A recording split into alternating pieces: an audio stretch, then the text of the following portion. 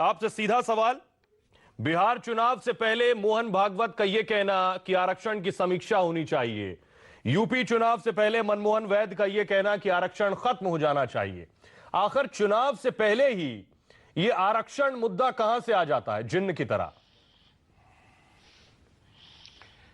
सुहेल जी, इसका जवाब देने से पहले एक थोड़ी सी पृष्ठभूमि और दे दूं मैं आपको, क्योंकि जो सारा कहा जा रहा है बिल्कुल ही झूठ, निराधार है और जानबूझ के राजनीतिकरण करने के लिए कहा जा रहा है।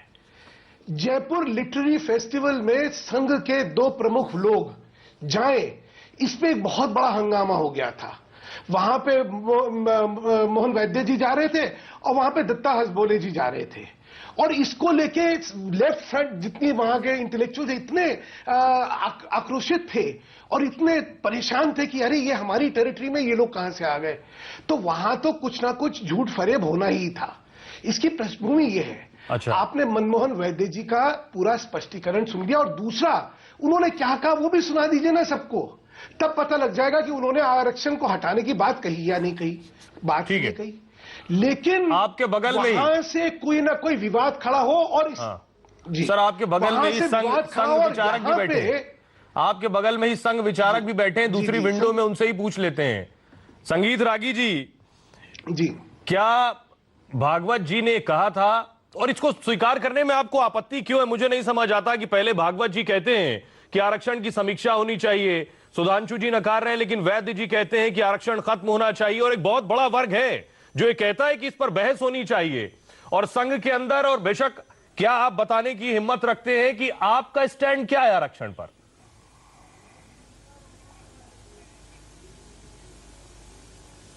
देखिए, मैं संघ का कोई प्रवक्ता नहीं हूं, इसलिए आप इस चीज को आप पहले निकाल दें। मैं संघ का एक समर्थक हूं और मैं संघ की एक मेरी पृष्ठभूमि है, उसके नाते मैं यहाँ पर हूं। मैं राजनीति शास्त्र का प्रोफेसर हूं।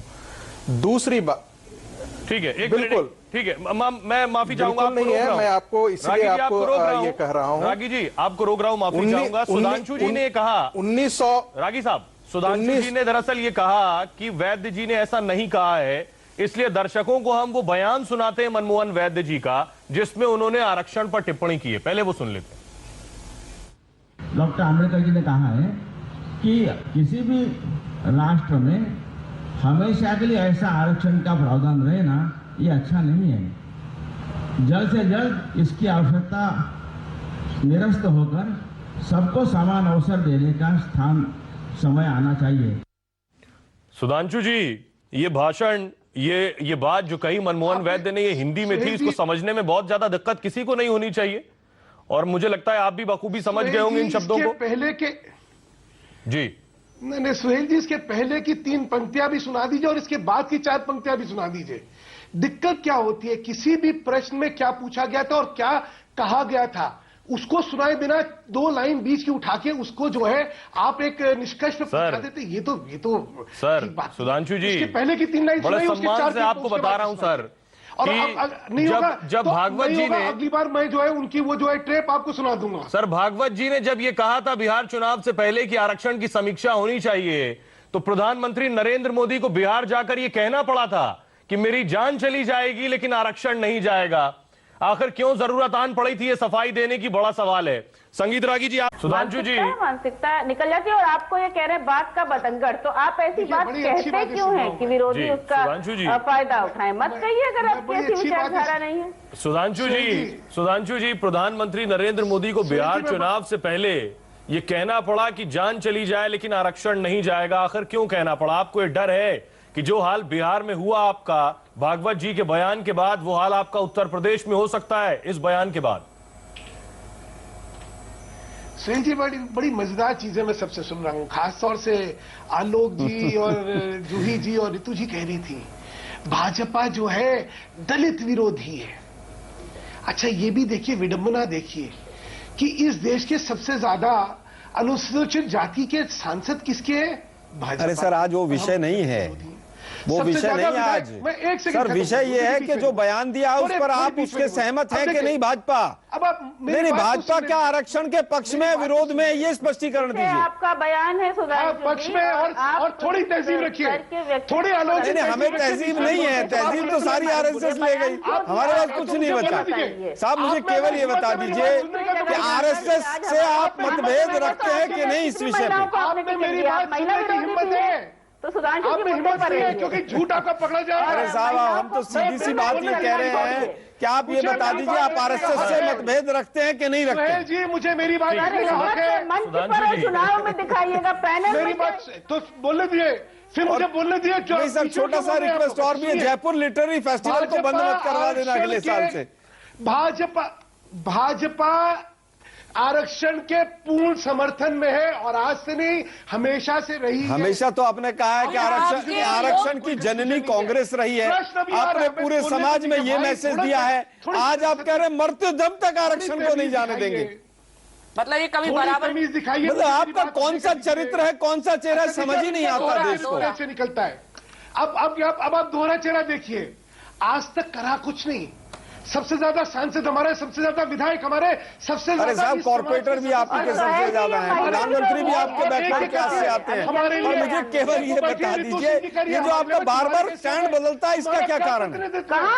आपका दलित समाज का प्रतिनिधित्व भाजपा कर रही है, आप कर रहे हैं। आप कहां से कर रहे हैं?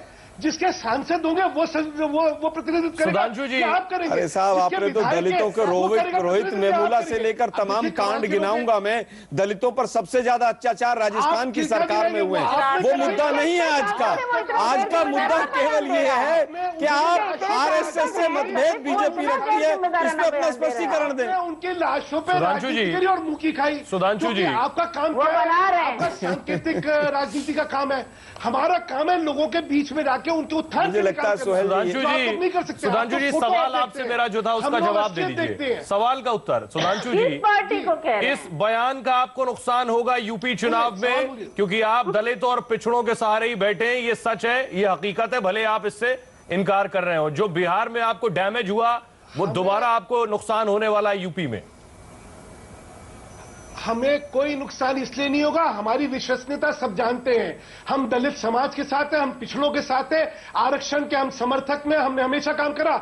और बिहार दलित समाज की बातें कर रहे हैं, आप मुझे ये बताइए कितनी पोस्टों में है, ऊपर आपके मंत्रिमंडल में कितने लोग हैं, आपके प्रवक्ता कितने हैं, आप लोग आपके राष्ट्रीय लाश में राजनीति दिखा सकते। आपको ये लोग जो है, आपको राजनीति की गिरावट में मजा आता होगा। हम लोग अरे वाह प्रभु धन्य है आप, धन्य है। राजनीति को उठाइए आप, गिरावट बाकी लोग कर रहे हैं। हम वहां जाके फोटो खाना खाते हैं, काम करते हैं। रागी जी, लालू प्रसाद यादव महिला का रेप हो और मायावती जी जो है उठ के तक न जाए, ये आप कर सकते हैं। रागी जी दिल्ली में 20 निर्भया कांड हो लिया, आप लोग शांति से बैठे हुए हैं। रागी जी संक्षेप में सवाल। रागी जी, लालू प्रसाद यादव को ये कहना पड़ा कि अगर आप दलित विरोधी नहीं है तो सरसंघ चालक या उस पद पर कोई दलित और महिला आज तक क्यों नहीं आया?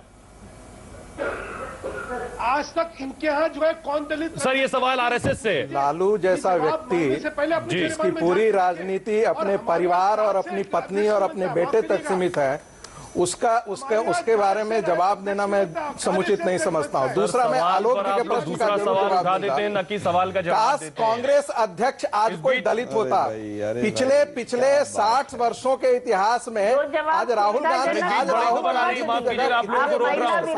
इस बीच बड़ी खबर ये आ रही है कि यूपी चुनाव में कांग्रेस और एसपी में गठबंधन नहीं होगा। आज कांग्रेस अपने 150 उम्मीदवारों की लिस्ट जारी कर सकती है। बड़ी खबर यह है कि यूपी में कांग्रेस और एसपी में अब गठबंधन नहीं होगा। हमारे सहयोगी